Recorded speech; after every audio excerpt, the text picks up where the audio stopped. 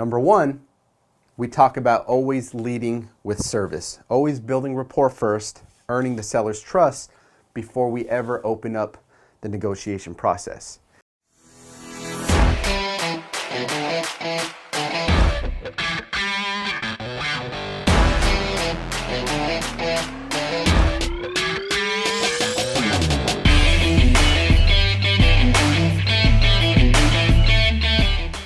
Let's talk about the process of qualifying leads. In the previous video, we talked about the importance of having a lead manager who can tee up the inbound leads and hand them off to your acquisitions manager in order to get ready for the close. Now, this video, we're going to go over the lead qualification process. What do we do when we're qualifying leads? You want to be able to pre-qualify a lead within the first 3 minutes of a call, right? This process should be ironed out, it should be efficient, and you should have key bullet points that you're following every single phone call in this process. Again, going back to the lead buckets, here's another view of it. Every single lead that comes into your pipeline should get a name. Every single lead, hot, warm, or cold, needs to get assigned to one of these lead buckets so that you can efficiently process these leads as you move forward in your seller sequence. Now, lead qualifying script and qualification process doesn't need to be complicated, doesn't have to be this lengthy process. There's just a couple key things that you want to touch on. Now, we do have some seller scripts, cold calling sheets, negotiation packets that can help you guys really dial in what this process looks like stretched out.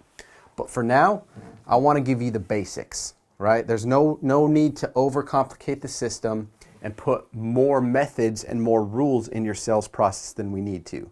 So going back to the fundamentals, the goal here is just to touch on the key points so that we're capturing the information that we need. Number one is the introduction. You can see here, right? Intro. Introduction is simply introducing yourself, who you are, and the reason for the call. Hi, this is Ben. I catch you at a good time? Yeah, now's a good time. Perfect. I just wanted to give you a follow-up in regards to your property at 123 Main Street. Or if you're calling on the fly, let's say that you have a seller that's calling your phone and they've been in the CRM before, or your lead manager's handing them off to you, you can pivot like this. Hey, just stepping into the office, can you please provide me with the property address so that I can pull it up in my notes, right? So step 2 in this process is property address. Let's confirm, number 1, that we do have the right property address. Now, a perfect example of this is where we have inbound leads coming from our cold callers, and we've run into situations where we actually have the wrong address listed inside of the template. Let's go ahead and breeze over to our Slack channel real quick, just for a quick example. So going to the appointment tracker screen, right? Let's just use this one as an example. Let's say that the property address is listed here, 12306 Forest Gate Drive, South, Jacksonville. Well, what if Mary accidentally input 12308 and we happen to have the neighbor's address? Or it's a different city, or we've even had this where we're calling a certain address. Say we called for 12306 Forest Gate Drive. The owner owns this property, however, the property that they're actually interested in selling is a completely different property address completely, right? So again, the reason that you are using the property address question is to make sure that we have the right data, the right information, right? Now, number 3, there's 2 ways to look at this step and 2 psychologies as far as your seller process. Number 1, we talk about always leading with service, always building rapport first, earning the seller's trust before we ever open up the negotiation process. Now, where this is a really strong play, because again, we want to get to know them up front, here's another ring that we can throw into the mix, especially when you have high lead volume and you're going through a lot of leads. And that's asking for the asking price up front. Now, I encourage you guys as you go through each process to really figure out what type of closing style works best for you. But in this training example, just for lead management and breezing through these things up front to see if we have interest before going through a lengthy pre-qualifying process, some cases we'll just have our acquisitions team ask this right here. Hey, thank you so much for providing the property address. Did you happen to have a price in mind of what you wanted to sell the property for? Right?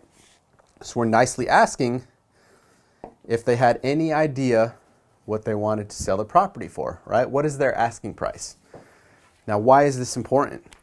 One, we can move on with our day and stay productive by identifying if this could potentially be a lead or if it's even a conversation worth pursuing, right? So by throwing the little ringer in there and catching the seller off guard by, hey, did you have an asking price in mind, right? We're catching them off guard, but we're also getting a ballpark number of where they want to be, right? So as far as your process and how you handle this, completely up to you. 4, we always want to see the occupancy, right? Is the property tenant occupied? Is it seller occupied? Or is it vacant, right? What is the occupancy status? This is important because 1, it can affect the offer. 2, some of our buyers may not be equipped to buy a tenant occupied property, right? If it's seller occupied, well, what are their next steps in the process, right? Did you have a property lined up? Like, what's your next step?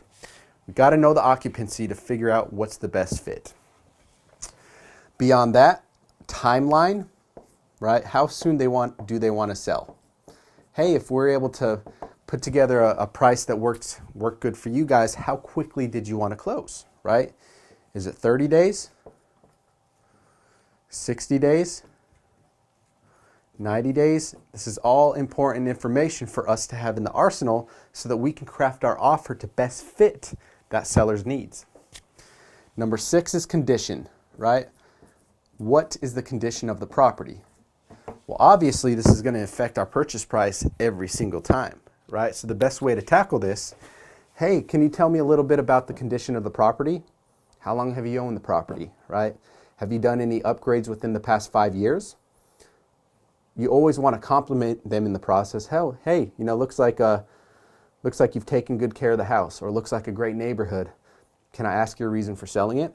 Right? We always want to get to those motivational questions in our process. But as far as condition, if they haven't made any upgrades, I get it. Sounds like it might need some upgrades just to bring it back to current market standard. Would you agree? Right? Always leaving with an open-ended question encourages the sellers to continue talking in the process. And in negotiations, you always want to allow the seller to lead. You want them to talk. You want them to open up and feel comfortable because that is going to help to open up and build rapport in the process as well. Right? Now, after you've identified all these qualifying questions, right?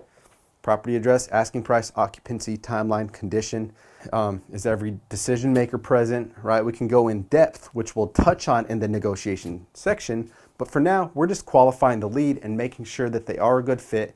And at the end of the call, are they still raising their hand saying, yes, I'm interested in selling, right?